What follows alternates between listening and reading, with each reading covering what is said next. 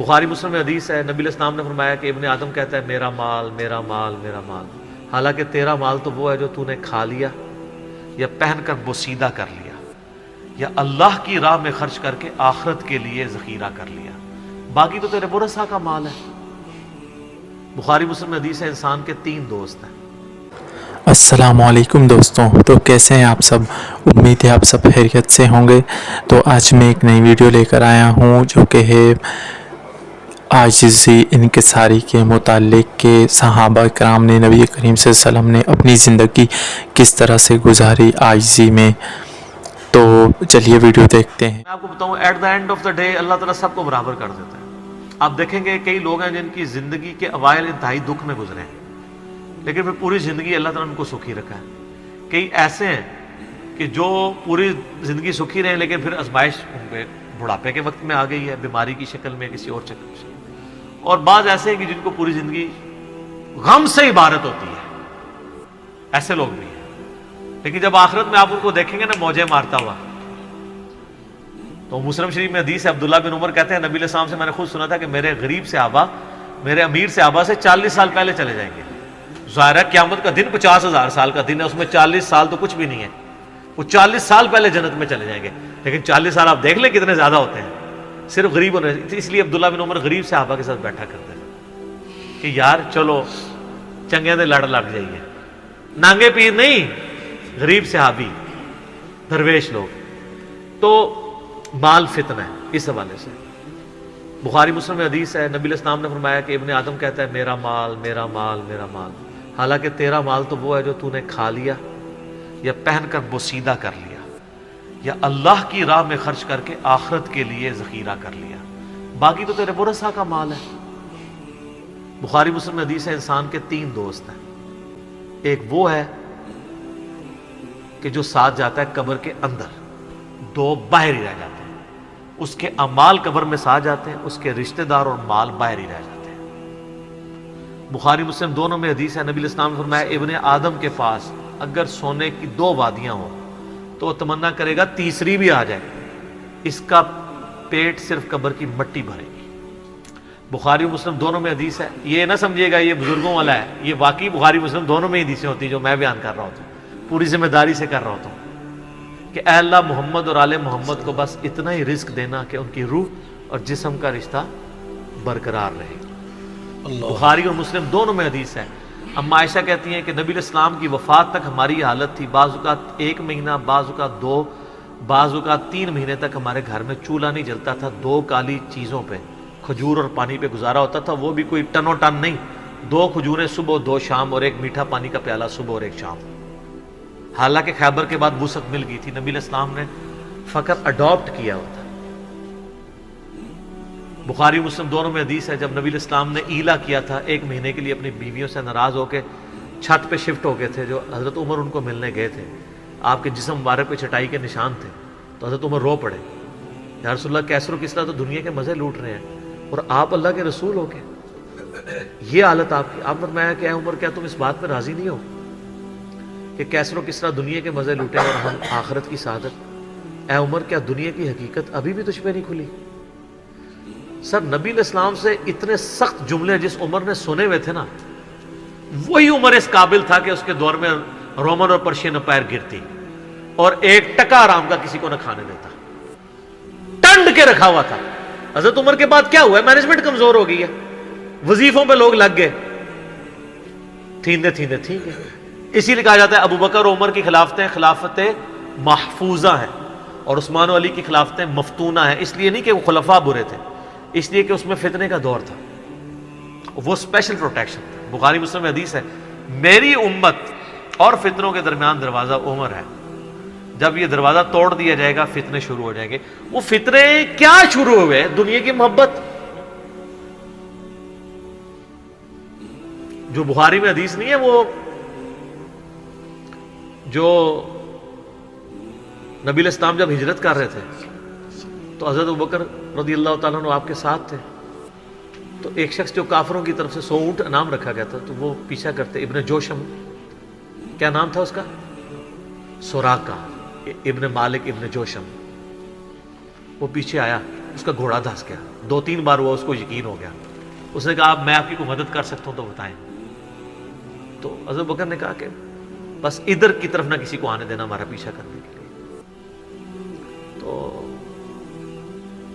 پھر وہ جب جانے لگا تو پیچھے سے آواز دی اور کہا کہ رسول اللہ صلی اللہ علیہ وسلم کہہ رہے ہیں کہ میں سراقہ کے ہاتھوں میں کسرا کے کنگن دیکھ رہا ہوں.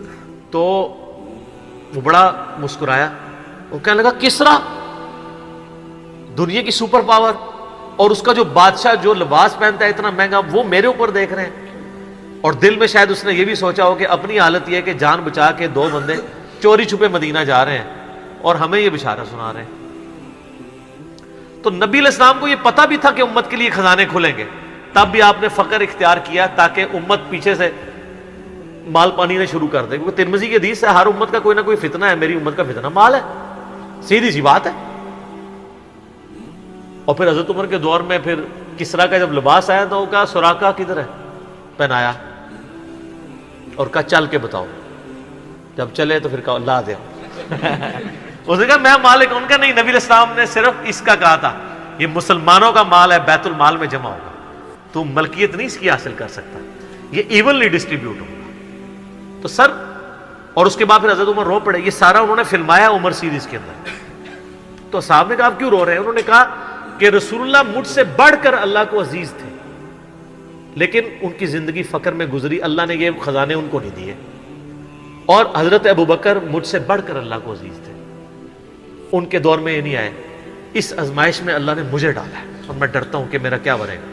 اسی لیے بخاری مسلم میں آتا ہے نا, جب ان کو زخم لگا اور لوگ نا امید ہو گئے تو پھر لوگ آ کے ان کی فائنل زیارت کر رہے تھے, کیونکہ کھاتے پیتے تھے تو وہ میدا کٹا ہوا تھا, نکل جاتا تھا.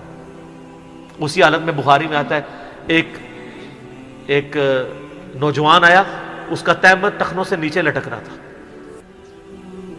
جب وہ جان لگا تو بیماری کی حالت میں حضرت عمر کہہ رہے ہیں لڑکے اس کو تہمت کو ٹخنوں سے اونچا کر, اس سے تیرے کپڑے بھی پاک رہیں گے اور یہ سنت بھی ہے.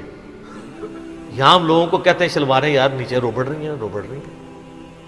حضرت عمر نزا کے عالم میں بھی ٹخنوں سے اوپر شلوار کر رہے. حضرت عمر وہابی نہیں سن سر, وہ صحابی سن, ان کو پتہ تھا یہ سنت ہے.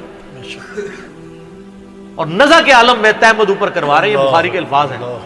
اور وہاں پہ آ کے صحابہ کرام کہہ رہے ہیں کہ اللہ تعالیٰ عمر پر رحم فرمائے, اے امیر المومنین آپ کی وجہ سے اللہ نے مسلمانوں کو اتنی فتوحات دیں, رومن امپائر گری, قادسیہ, یرموک, مسلمانوں کو فتوحات ملی, امید ہے اللہ تعالیٰ آپ کے لیے بہت اجر رکھے گا. انہوں نے کہا کہ مجھے اللہ تعالیٰ میری ان خدمات کے عوض اگر برابر بھی چھوڑ دے کہ میرے گناہ اور نیکیاں برابر ہو جائیں تو واللہ میں کامیاب ہو گیا, میں اللہ سے اتنا ڈرتا ہوں. یہ انہوں نے کوئی ایکٹنگ نہیں کی, نہ یہ میں کہوں گا کہ ان کی عاجزی تھی, یہ ریالٹی تھی. جس کو خدا کا تعارف ہے وہ واقعی جانتا ہے کہ اللہ بڑا ڈاڈا ہے. حضرت ابو بکر نے جب مشورے کے بعد حضرت عمر کو نامزد کیا تھا تو آپ کو پتہ ہے حضرت عمر کو کیا نصیحت کی تھی؟ کیا ہے عمر, ایک ہی نصیحت انہوں نے کی, ان کا اتق اللہ یا عمر. وہ عمر سیریز میں فلمایا انہوں نے, اللہ سے ڈرنا. اور جب تو جنتیوں کی طرف دیکھے نا تو دعا کرنا کہ اللہ تجھے اس میں شامل کرتا ہے, اور جب تو دوستیوں کی طرف دیکھنا تو ڈرنا ایسے کہ کہیں تو ان میں شامل نہ ہو. انہوں نے نہیں کہا میں عشرہ مبشرہ ہوں, میں جس راستے پہ چلوں شیطان بھاگ جاتا ہے. یہ آپ مجھے کیا باتیں بتا رہے ہیں؟ ان کو پتا تھا کہ اللہ تعالیٰ کی صفت بے نیازی بھی تو ہے نا سر, آپ کو نہیں پتا. وہ تو پیغمبروں کے اوپر عطا فرما دیتا ہے. یونس علیہ السلام تو پیغمبر تھے, اور اتنا غصہ کہ سورہ صافات میں ہے کہ یونس اگر مچھلی کے پیٹ میں ہمیں نہ پکارتا تو پھر اسی دن نکالا جاتا جس دن مردے اپنی قبروں سے نکالے جائیں گے. یار اتنا غصہ کیا کر دیا, کوئی بندے مار دیے یونس نے. آپ یوٹیوب میں کلپ دیکھیں یونس علیہ السلام کا واقعہ تو آپ کو پتہ چلے گا. سر اللہ اپنے معاملات میں بہت سخت ہے. اللہ وہ نہیں ہے جس کا تعارف آپ کو کروایا گیا. پچھلے دنوں بھی وہ ہمیں ایک لیٹر کہیں کسی نے بھیجا تو پھر ہم نے ان کو بھیجا کہ آپ میرا کلپ دیکھیں, اللہ کی رحمت سے دھوکہ, اور انجینئر محمد علی مرزا صاحب لکھے. تو اس میں وہ کہہ رہے تھے, وہ تارج میر صاحب کہتے ہیں کہ آج کل کے مبلغین نے لوگوں سے ان کا رب بھی چھین لیا اور ان کو ڈراتے رہتے ہیں. سر کیوں نہ ڈرائیں اللہ کے بندوں, قرآن کا ڈومیننٹ پورشن ہے ہی تذکیر ہے، بلکہ قرآن کا تعارف ہی تذکیر ہے، نصیحت ہے، ڈر سنانا ہے، ڈر سنانا. وَأُوحِيَ إِلَيَّ هَذَا الْقُرْآنُ لِأُنذِرَكُمْ بِهِ وَمَنْ بَلَغَ. سورہ الانعام آیت نمبر 19. اے نبی علیہ السلام فرما دو مجھے تو قرآن وہی اس لیے کیا گیا ہے میں تمہیں ڈر سناؤں، اور جس تک یہ کتاب پہنچ جائے وہ بھی ڈر سنائے. بخاری کے حدیث ہے آپ علیہ السلام ایک چوراہے سے گزر رہے تھے، کچھ صحابہ جو ہے وہ ہنس رہے تھے، آپ رک گئے. پھر آپ نے فرمایا جو کچھ میں جانتا ہوں نا تم جانتے ہوتے نا تو بہت کم ہنستے زیادہ رویا کرتے. بخاری مسلم میں حدیث ہے، عبداللہ بن عمر کہتے ہیں نبی علیہ السلام نے میرے کندھے پہ یوں ہاتھ رکھ کے نا فرمایا تھا عبداللہ اپنے آپ کو مردوں میں شمار کرنا، یعنی سمجھو کہ آج میں گیا ہی کہ گیا. سر جب یہ تلوار کسی کے سر پہ لٹک رہی ہو نا پھر اس کا قبلہ سیدھا رہتا ہے، ادروائز وہ یتیموں کا مال بھی ہڑپ کرے گا، بہنوں کی جائیداد پہ بھی قبضہ کرے گا، اور وہ ماں باپ بھی جو اپنی زندگی میں بیٹوں کو سب کچھ دے کے چلے جاتے ہیں اور بیٹیوں کو محروم کرتے ہیں. ہمارے پاس تو لوگ آتے ہیں، ہم ان کو کہتے ہیں تمہارے ماں باپ دوزخ میں جل رہے ہوں گے، اب بھی ٹائم ہے کہ ان کی وصیت بدل دو. قرآن میں بھی ہے کہ اگر کوئی غلط وصیت کر کے جاتا ہے وصیت بدلو، اس کو عذاب سے بچاؤ. تو کئی لوگ ہیں میں نے دیکھا ہے ملینز آف روپیز انہوں نے ماں باپ کے مرنے کے بعد ان کے نام پہ ہوئے اپنی بہنوں کو واپس کیے ہیں کہ چلو یار ہمارے ماں باپ دوزخ میں جانے سے بچ جائیں گے. اگر آپ کے ماں باپ کی محبت آپ کے دل میں ہے نا تو خدا کے لیے اگر آپ یہ نہ کہیں کہ میرے ماں باپ دے گئے ہیں تو وہ جانے اور ان کا کام، یار وہ آپ کو دے کے گئے، آپ کے ساتھ نیکی کر کے گئے، اور آپ ان کے ساتھ یہ بھی نیکی کرنے کے لیے تیار نہیں ہے کہ جو مال انہوں نے کمایا تھا وہ ان کو دوزخ سے رہائی سے عطا کرنے کے لیے آپ ان کے لیے خرچ کر دیں جو آپ نے نہیں کمایا ہوا. تو کتنے بڑے ناہنجار اولاد ہیں آپ. سنن ابن ماجہ کی حدیث ہے تو اور تیرا مال تیرے باپ کا ہے، بہت بڑی بات ہے. ماں باپ بغیر اجازت کے بھی اپنے اولاد کے مال میں سے لے سکتے ہیں، یہ ذہن میں رکھیے گا، بڑا حق ہے. اور آپ لوگ یہ کام کر رہے ہیں، اور جو ماں باپ کر رہے ہیں خدا کے لیے ان کے پاؤں پکڑنے پڑتے ہیں، پاؤں پکڑے ان کو کہیں کہ خدا کے لیے بہنوں کو اس طرح نہ کیا کریں. او جی ان کو وہ جناب وہ جیز دے دیا تھا، وہ جیز تو زندگی میں دیا، وہ گفٹ ہے.